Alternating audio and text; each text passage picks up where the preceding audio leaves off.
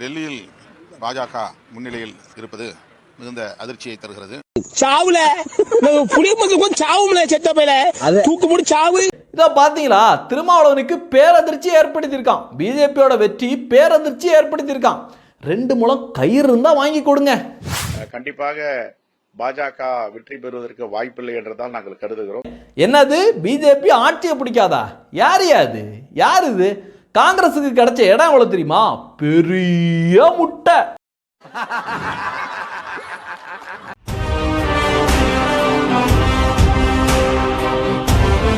அனைவருக்கும் அன்பு வணக்கம்.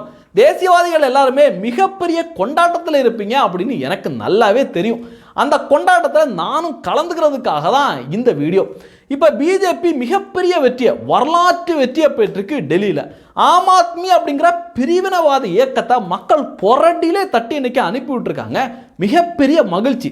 இப்படி வெற்றி கொண்டாட்டங்கள் ஒரு பக்கம் போயிட்டு இருந்தாலும் பிஜேபி வெற்றியே பெறக்கூடாது, பிஜேபி எங்கேயுமே வெற்றி பெறக்கூடாது அப்படின்னு கொடூர வன்ம மனசோட இருக்காங்க பாருங்க. அவங்களுடைய அந்த வயத்தறிச்சலை, பிஜேபி வெற்றி பெறும் போது அவங்களுடைய வயத்தறிச்சலை பார்த்து ரசிக்கிறது இருக்கு பாருங்க, அது ஒரு தனி சுகம். அதை பற்றி தான் இந்த வீடியோவில் பார்க்க போகிறோம்.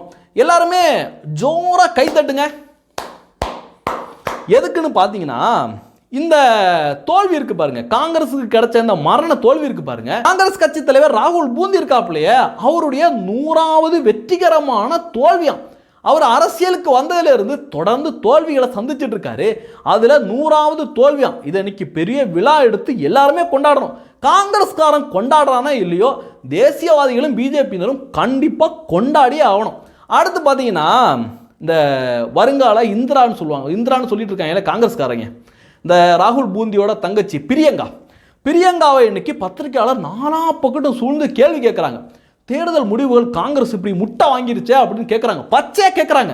உடனே பிரியங்கா என்ன சொல்லுது அப்படின்னா, தேர்தலா, எலெக்ஷனா, ரிசல்ட்டா எங்க அப்படின்னு.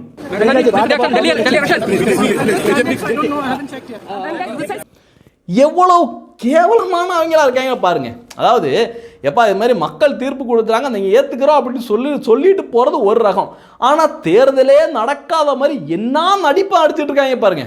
சாமானியன் டீ கடையில் டீ குடிச்சிட்டு இருக்க சாமானிய ஒரு விவசாயிக்கு தெரியும் காங்கிரஸ் டெல்லியில் பெரிய முட்டை வாங்கியிருக்கு அப்படின்னு தெரியும். ஆனால் இவங்க நடிக்கிறாங்க பாருங்க நடிப்பு. இதை இன்னைக்கு மக்கள் காரி துப்பிட்டு வராங்க. அடுத்து பார்த்தீங்கன்னா, நம்ம ஊரில் இருக்காப்லையே செல்வ பெருந்தகை, காங்கிரஸ் தலைவரா திமுகவோட எடுபடியா அப்படின்னு தெரியல, காங்கிரஸ் தலைவர் சொல்லிக்கிறாங்க. அவர்கிட்ட இன்னைக்கு பத்திரிகையாளர்கள் வந்து பேட்டி எடுக்கிறாங்க. அப்போ பிஜேபி 40 சீட்டில் பீக்கில் போயிட்டு இருக்கு.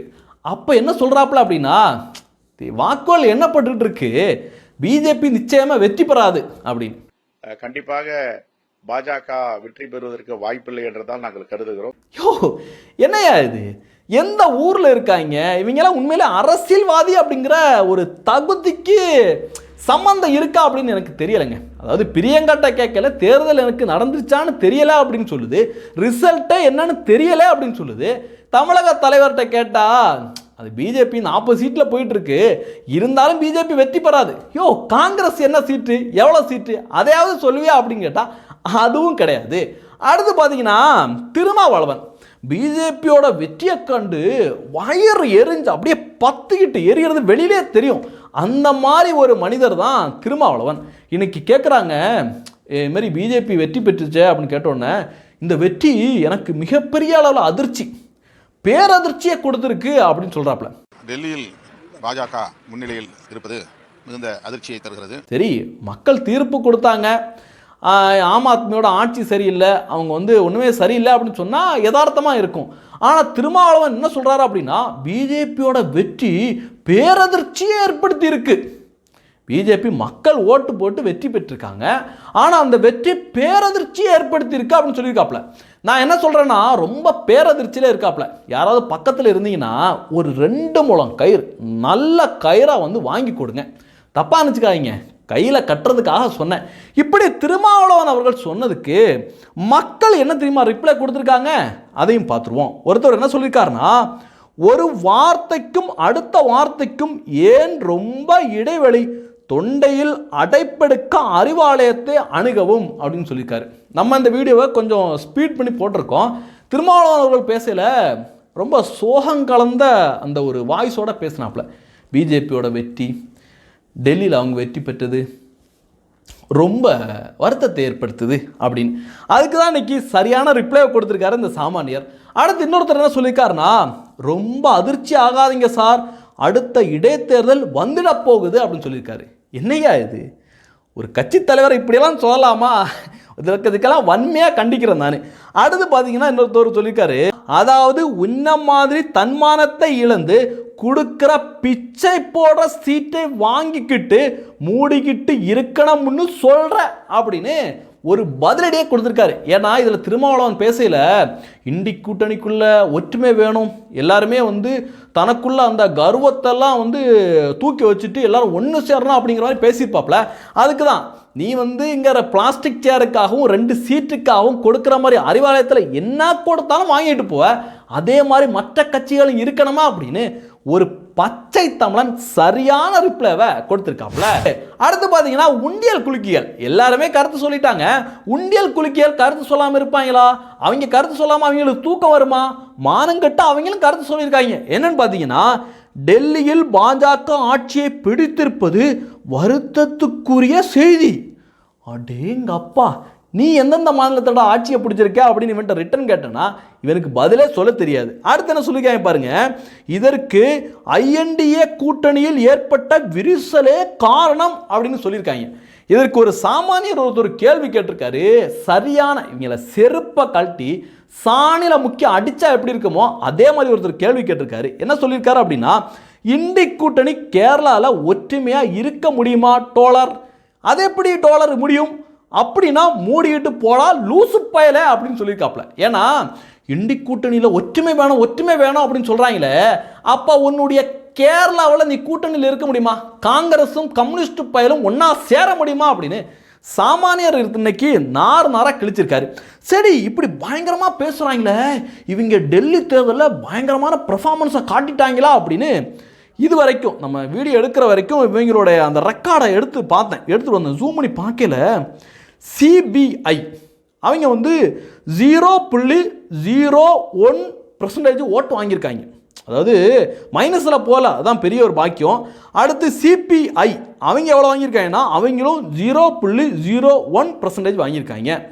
அடுத்து சிபிஐ அதுலேயும் 3 பிரிவு இருக்காங்க. இங்கே 1ஆம் 1% ஓட்டு வாங்க மாட்டாங்க, 3ஆவது இருக்காங்க. அவங்க பார்த்தீங்கன்னா 0.00 வாங்கியிருக்காங்க. அவங்க சொந்த கட்சிக்காரன் வேட்பாளர் கூட ஓட்டு போட போருக்கு, அந்த அளவு கேவலமானவங்களா இருக்காங்க. அதிலே பார்த்தீங்கன்னா கீழே இறக்கி வந்தீங்கன்னா நோட்டா பார்த்தீங்கன்னா 0.56% வாங்கியிருக்கு நோட்டா. ஆனால் இந்த உண்டியல் கம்யூனிஸ்ட் இருக்காங்கல்ல, பயங்கர வக்கனையாக பேசுகிறாங்கல்ல, அவங்க வாங்கியிருக்கிறது 0.001% ஓட்டு தான் வாங்கியிருக்காங்க. பிஜேபியோட ஓட்டிங் பர்சன்டேஜ் பார்த்தீங்கன்னா 45.89 விழுக்காடு ஓட்டு வாங்கியிருக்காங்க. ஆனால் இதை கண்டு இந்த உண்டியல் கம்யூனிஸ்ட் பயிர்வை அதிர்ச்சியாக இருக்குது, பேரதிர்ச்சியாக இருக்குது, அப்படி இப்படின்னு ஊர் ஃபுல்லாக புலம்பிட்டு வராங்க. சாவுங்கடா சாவுங்க. அடுத்து பார்த்தீங்கன்னா தமிழக மீடியாக்களோட எச்சத்தனத்தை பற்றி பார்க்க போகிறோம். இந்த சத்யன் டிவி எல்லாருக்குமே தெரியும். அவங்க என்ன நியூஸை போட்டிருக்காங்க அப்படின்னா, ஹாட்ரிக் வெற்றியை நோக்கி ஆம் ஆத்மி, பாஜகவை துரத்தி அடித்த மக்கள். அதாவது ஆம் ஆத்மிக்கு ஒரு சேனல் இருந்தால் கூட இன்னைக்கு வந்த ரிசல்ட்டை பார்த்துட்டு அவங்க கூட இந்த மாதிரி செய்தியை போட்டிருக்க மாட்டான். ஆனால் அவன் இந்த சத்யன் டிவிக்காரன் சைட்லேயே போட்டிருக்கான், பிஜேபிக்கு 40 சீட்டு லீடிங், ஆம் ஆத்மி 30 இடங்கள் லீடிங் அப்படின்னு சைட்லேயே போட்டிருக்கான். அப்படி இருந்தும் மனசாட்சியே இல்லாமல் இந்த மாதிரி செய்திகளை சொல்லியிருக்கான். இன்னைக்கு இந்த சுண்டிவிக்காரன் கருணாநிதிக்காரன் கூட இந்த மாதிரி செய்தியை வெளியிட்டிருக்க மாட்டான். அவன் ஈரோடு விளையாட்டு செய்திகள், சிரிப்பு செய்திகள் அப்படின்னு அப்படியே போட்ட வேற லைனுக்கு போயிட்டான். அதாவது டெல்லி செய்தியை பற்றி பேசலனாலும் வேற மாதிரி உருட்டிட்டு இருந்தான். ஆனால் மனசாட்சி இல்லாமல் சத்யன் டிவி இப்படி பேசி வச்சிருக்கான். என்னுடைய கருத்து என்னன்னா, இப்படி பொய்யா இந்த சத்யன் டிவி இப்படி பொய்யா கருத்தை வெளியிடுறதுக்கு பதிலாக காலையில் எல்லாத்தையும் ஆஃப் பண்ணி போட்டு அல்லேலியா பாட்டை போட்டிருந்தா கூட பிரயோஜனமாக இருந்திருக்கும். அடுத்து பார்த்தீங்கன்னா பொன்ராஜ் இந்த ஆளு செம்மையா வன்மத்தை கக்கிட்டு வரான். பிஜேபியோட வெற்றியை ஜீரணிக்க முடியாம எல்லா டிவி சேனல்லையும் ஐயோ ஓட்டு லிஸ்ட்ல பேர் எடுத்துட்டாங்க, இவிஎம் மிஷின்ல பிரச்சனை அப்படின்னு பயங்கரமா உருட்டிட்டு வரான். கமிஷன் ஆஃப் இந்தியாவை வந்து அடிமையாக்குவது, இவிஎம் வைத்து மேனிபுலேட் பண்ணுவது, எலக்ட்ரல் ரோல்ஸை மேனிபுலேட் பண்ணுவது. ஆனா இவனுடைய போர்வை என்னன்னு பாத்தீங்கன்னா அப்துல் கலாம் அவர்களுடைய ஆலோசகர். அதுதான் இவனுடைய மிகப்பெரிய ஒரு முகமூடி. எனக்கு இவன் பேசுறத பார்க்கல எனக்கு எப்பவுமே எனக்கு மிகப்பெரிய சந்தேகம் வந்திருக்கு. உண்மையிலேயே இவன் அப்துல் கலாம் அவர்களுடைய உதவியாளராக இருந்தானா இல்லை அங்கே பாத்ரூம் கழுவுற வேலையை பார்த்தானா அப்படின்னு எனக்கு அடிக்கடி அதை என்ன தோணுங்க. ஏன்னா சாமானிய மனிதனுக்கு தெரிகிற அந்த குறைந்தபட்ச அறிவு கூட இவனுக்கு கிடையாது. எப்போ பார்த்தாலும் இவிஎம் அப்படின்னு உருட்டிட்டு இருக்கான். இன்னைக்கு பார்த்தீங்கன்னா இவிஎம் அப்படிங்கிற வார்த்தையை காங்கிரஸ்கார பசங்க கூட இன்னைக்கு யூஸ் பண்ணலை. ஏன்னா மக்கள் வந்து செருப்ப சாணியில புக்கி அடிப்பாங்க அப்படிங்கிறது அவங்களுக்கே தெரியும். அடுத்து பார்த்தீங்கன்னா ஆம் ஆத்மி கட்சியோட கெஜ்ரிவால் அவர்களுடைய தோல்வியை பற்றி பார்த்துடலாம். கெஜ்ரிவால் அவர்கள் கிட்டத்தட்ட 3000 ஓட்டு வித்தியாசத்தில் படு தோல்வி அடைஞ்சிருக்காப்ல. கெஜ்ரிவால் மட்டும் கிடையாது, கட்சியில் மிக முக்கியமான தலைவர்கள் எல்லாருமே தோல்வி அடைஞ்சிருக்காங்க. குறிப்பாக மணிஷ் சிசோடியா அவர்கள் பயங்கரமான ஒரு தோல்வி அடைஞ்சிருக்காப்ல. டெல்லி மக்கள் இதை பற்றி என்ன சொல்கிறாங்க அப்படின்னா, கெஜ்ரிவால் ஆரம்ப காலகட்டத்தில் அண்ணா ஹசாரேயோட இருந்து கட்சி ஆரம்பித்து வந்தாப்புல, அப்போ கெஜ்ரிவால் சொன்ன மிக முக்கியமான குற்றச்சாட்டுன்னு பார்த்தீங்கன்னா, காங்கிரஸ் கட்சியோட முதல்வர் ரொம்ப சொகுசாக இருக்கிறாங்க, சொகுசு பங்களால இருக்கிறாங்க, மக்கள் பணத்தை ஏராளமான பணத்தை வீணடிச்சுக்கிட்டு இருக்காங்க. அதனால் நான் எப்படி தெரியுமா இருக்க போகிறேன், நான் வந்து ஒரு சாதாரண ஒரு வீட்டில் சின்ன ரூமில் இருக்க போகிறேன், கிழிஞ்ச சட்டை தான் போடுவேன், நான் வந்து ஸ்லிப்பர் செருப்பு தான் போடுவேன், எனக்கு பாதுகாப்பு வாகனங்களெல்லாம் எனக்கு தேவையே இல்லை, எனக்கு வந்து சாமானிய மனிதனாக தான் நடப்பேன் அப்படின்னு தெரு தெருவா கத்தி மக்களை ஏமாற்றி, இங்கே ஒரு சைமன் அப்படிங்கிற சீமான் இருக்காப்புல மக்களை ஏமாத்துருக்கு, அதே மாதிரி ஏமாற்றி மக்கள்கிட்ட ஓட்டை வாங்கி ஜெயிச்சுட்டு 5 வருஷம் அதை மெயின்டைன் பண்ணுறதுக்கு பயங்கரமாக நடிச்சாப்புல. 2வது வாட்டி வெற்றி பெற்ற உடனே தலைவனுக்கு கொஞ்சம் கர்வம் வந்துருச்சு. ஏப்பா மக்களை இனிமேல் எப்படி ஏமாத்திடலாம் அப்படிங்கிற போர்வேல மிகப்பெரிய பங்களா, அதாவது அதானி அம்பானி போன்ற தொழிலதிபர்கள் கூட கட்ட முடியாத அளவுக்கு பிரம்மாண்டமான ஒரு பங்களா கட்டுறாப்புல. 100 கோடி ரூபா செலவில் பங்களா கட்டிட்டு அங்கே ஏகப்பட்ட பணியாளர்களை அமர்த்தி பயங்கரமான அல்சாட்டியம் பண்ணுறாப்புல. அது மட்டும் கிடையாது, ஆரம்பத்தில் எனக்கு பாதுகாப்புக்கு ஆளே தேவையில்லை அப்படின்னு சொன்ன கெஜ்ரிவால் பக்கத்து மாநிலத்திலிருந்து பஞ்சாப்ல இருந்து ஆம் ஆத்மி ஆட்சி நடந்துட்டு இருக்குல்ல, அங்கேருந்து காவலர்களை கொண்டு இங்கே பாதுகாப்புக்காக வச்சாப்புல. இப்போ லேட்டஸ்ட்டாக கூட தேர்தல் ஆணையம் அந்த பாதுகாப்பை ரத்து பண்ணாங்க, அதுக்கு கூட அழுதாப்புல, எனக்கு பாதுகாப்பு வேணும்னு அழுதாப்புல. இந்த நாடகங்களை எல்லாம் மக்கள் உன்னிப்பாக கவனித்து இன்னைக்கு சவுக்கடி கொடுத்துருக்காங்க. கெஜ்ரிவால் அவர்களுடைய தோல்வியை பற்றி கெஜ்ரிவாலோட குருவாக இருந்த அண்ணா ஹசாரே அவர்கள் மிக முக்கியமான ஒரு குற்றச்சாட்டை முன் வச்சிருக்காரு. பணபலம், மதுவின் மீது மட்டுமே அரவிந்த் கெஜ்ரிவால் கவனம் செலுத்தினார். டெல்லி தேர்தல் முடிவுகள் குறித்து காந்தியவாதி அண்ணா ஹசாரே கருத்து. ஏன்னா மதுபானத்தில் ஊழல் செஞ்சுதான் கெஜ்ரிவால் போன்றவர்கள் அவங்க அமைச்சர்கள் எல்லாம் உள்ள போனாங்க. அது மட்டும் கிடையாது, தேர்தல் சமயத்தில் ரொம்ப வீராப்பா பேசினாப்புல, இங்க பிரைம் மினிஸ்டர் நரேந்திர மோடி அவர்கள் அங்கே வந்து ஜெயிக்க முடியாது, நரேந்திர மோடி டெல்லியில் ஜெயிக்கணும்னா இன்னொரு ஜென்மம் எடுத்தா கூட ஜெயிக்க முடியாது அப்படின்னு தெனாவுட்டா பேசினாப்புல. नरेंद्र मोदी जी को कहना चाहता हूं, मोदी जी इस जन्म में तो आप हमको नहीं हरा सकते दिल्ली के अंदर आम आदमी पार्टी को. அடுத்து பார்த்தீங்கன்னா இன்னொரு மீட்டிங்கில் எலெக்ஷன் நெருங்க தேர்தல் நெருங்க பயம் வந்துருச்சு. கள நிலவரம் தெரிஞ்சுக்கிட்டு நீங்கள் வந்து தாமரைக்கு ஓட்டு போட்டிங்கன்னா கெஜ்ரிவால் வந்து ஜெயிலுக்கு போயிடுவாப்ல, அதனால் தயவு செஞ்சு எனக்கு ஓட்டு போடுங்க அப்படின்னு கெஞ்சற சம்பவங்கள் கூட நடந்திருக்கு. मैं जेल जाऊंगा कि नहीं जाऊंगा ये आपके हाथ में है, और अगर आपने कमल का बटन दबाया तो मुझे दोबारा जेल जाना पड़ेगा. இப்படி கெஜ்ரிவால் மக்கள்கிட்ட கெஞ்சுற மாதிரி பேசியும், நீங்க தாமரைக்கு ஓட்டு போட்டீங்கன்னா என்ன ஜெயிலில் போட்டுருவாங்க அப்படின்னு பேசியும் மக்கள் ஓகேப்பா நாங்கள் தாமரைக்கே போடுறோம், எங்கள் பணத்தை நீ சொல்றனல்ல நீ ஜெயிலுக்கு போ அப்படின்னு தாமரை அன்னைக்கு குத்துன்னு குத்திருக்காங்க. ஆனால் இங்கே இருக்கிற அந்த 200 ரூபா கொத்தடிமைகள் இருக்கானுங்களே, அவங்க என்னமா சொல்கிறாங்க, காங்கிரஸ் மட்டும் ஆம் ஆத்மியோட கூட்டணியில் இருந்திருந்தா அப்படியே அறுத்து தள்ளியிருப்பாங்க அப்படி உருட்டிட்டு வராங்க. இவங்களுக்கெல்லாம் குறைஞ்சபட்ச அரசியல் அறிவே கிடையாதுங்க. கடந்த பாராளுமன்ற தேர்தல், அந்த தேர்தலில் பார்த்தீங்கன்னா பாரதிய ஜனதா கட்சி டெல்லியில் இருக்கிற 7க்கு 7 இடங்களையும் பாரதிய ஜனதா கட்சி மிக பிரம்மாண்டமான வெற்றியை பெறுது. அப்போ பார்த்தீங்கன்னா யார் கூட்டணி அப்படின்னு பார்த்தீங்கன்னா காங்கிரஸும் ஆம் ஆத்மியும் கூட்டணி. அந்த கூட்டணியில் பார்த்தீங்கன்னா காங்கிரஸ் 4 இடங்களை போட்டிடுறாங்க, ஆம் ஆத்மி 3 இடங்களை போட்டிடுறாங்க. அங்கே அவங்களுக்கு 2 பேருக்கும் கிடைச்சது பெரிய முட்டை கிடைச்சது, 2 பேரும் பிரித்து எடுத்துக்கிட்டாங்க. இதுதான் எங்கே எவன் ஒன்றா இருந்தாலும் பிஜேபி தனிச்சு நின்று மக்கள்கிட்ட போய் இன்னைக்கு மிகப்பெரிய வெற்றியை பெற்றிருக்காங்க.